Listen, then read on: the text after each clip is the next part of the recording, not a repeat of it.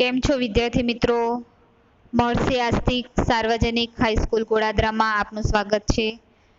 આજે આપણે ભણવા જઈ રહ્યા છીએ ધોરણ 5 વિષય અંગ્રેજી unit 1 what is in this unit માં એક્ટિવિટી 3.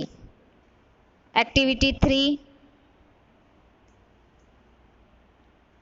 માં એક સ્ટોરી છે, હિતુસ ક્લાસરૂમ. એક્ટિવિટી 3A આપણે હિતુસ ક્લાસરૂમમાં શું ભણવાનું છે તે પહેલાં સમજી લઈએ. જો અહીંયા તમને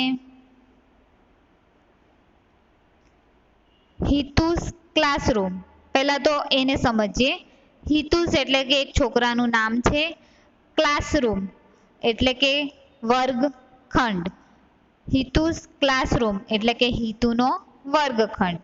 હવે જો અહીંયા તમને હિતુનો વર્ગખંડ દેખાય છે, વિદ્યાર્થીઓ બેઠા છે, શિક્ષક છે, બુલેટિન બોર્ડ છે, બ્લેકબોર્ડ છે, ટેબલ છે, વિન્ડો છે, અહીંયા એ બુક્સ છે, ડોર એટલે કે દરવાજો છે, ડસ્ટબિન છે.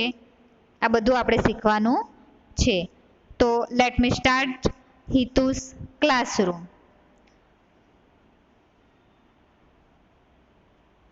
Look at Hitu's classroom. Look એટલે કે જોવું, એટ હિતુસ ક્લાસરૂમ એટલે કે જુઓ આ હિતુનો વર્ગખંડ છે. Hitu and his friends are in the classroom. Hitu એટલે કે એક છોકરાનું નામ છે, એન્ડ હિઝ ફ્રેન્ડ એટલે કે તેના મિત્રો, ફ્રેન્ડ્સ એટલે કે એના મિત્રો, are in the classroom, in એટલે કે એની અંદર, વર્ગખંડની અંદર હિતુ અને તેના મિત્રો છે. It is a big classroom. It એટલે કે તે, ઇઝ એટલે કે છે, બિગ એટલે કે મોટો અને ક્લાસરૂમ એટલે કે વર્ગખંડ. તે કેવો છે? એનો વર્ગખંડ કેવો છે? મોટો છે. બિગ એટલે કે મોટો.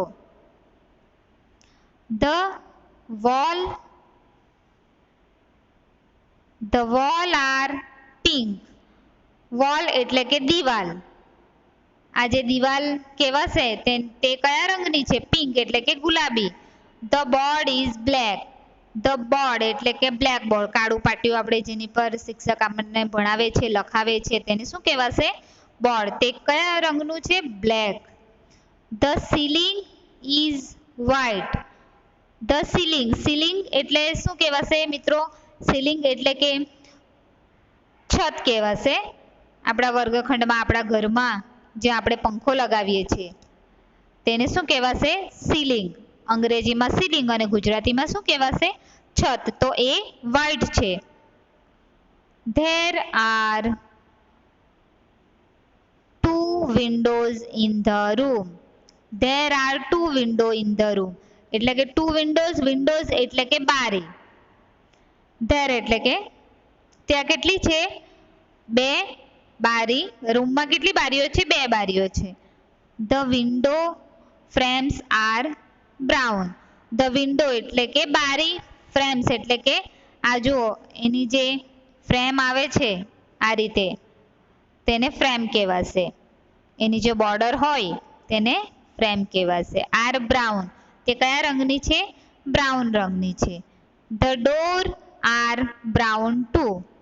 ડોર એટલે કે દરવાજો. બ્રાઉન ટુ એટલે કે એ પણ કેવો છે?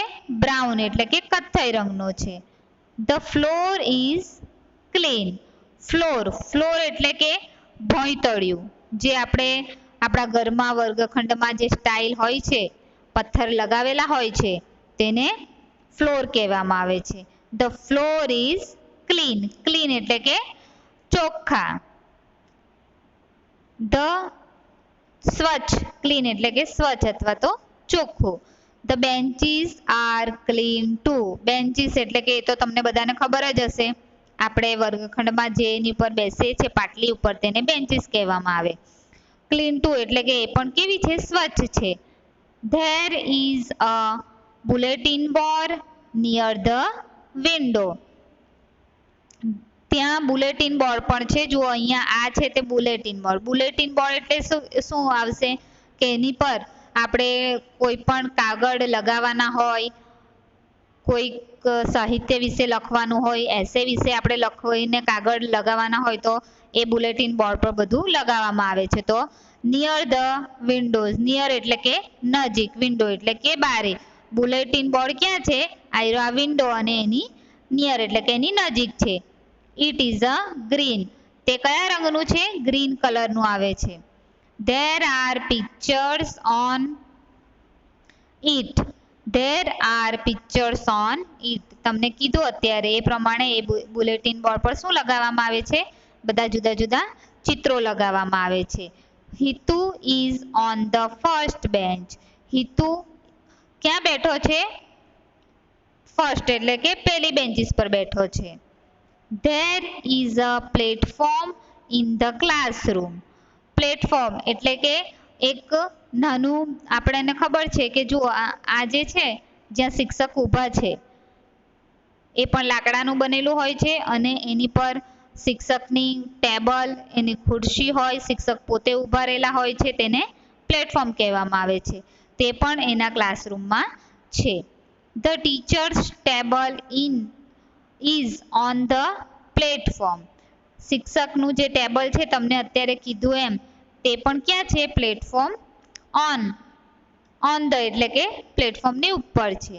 The chair is near the table, chair એટલે કે ખુરશી, નિયર ધ ટેબલ એટલે કે ટેબલની નજીક શું છે? ખુરશી છે.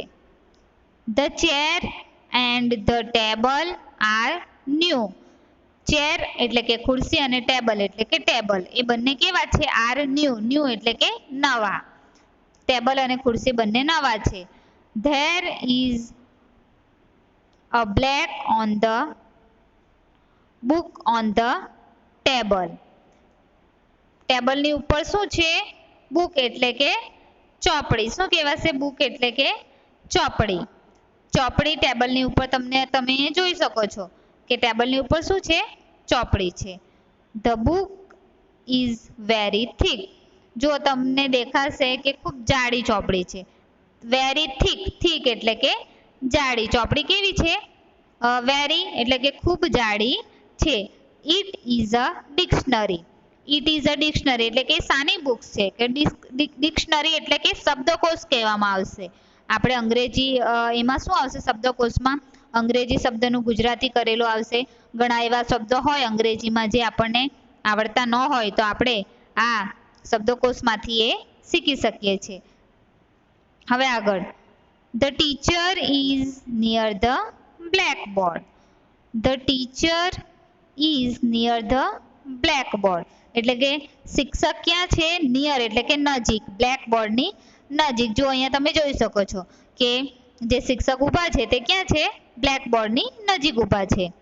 There is a chalk stick in his hand, તેમના હાથમાં ચોક સ્ટીક એટલે કે ચોક જે આપણે બ્લેકબોર્ડ પર લખવા માટે યુઝ કરીએ છીએ તે તો તમને બધાને ખબર જ હશે. તો શિક્ષકના હાથમાં શું છે? ઇન હિઝ હેન્ડ એટલે કે તેમના હાથમાં ચોક છે. The chalk stick is white, તે કયા રંગનો આવે છે? વ્હાઇટ.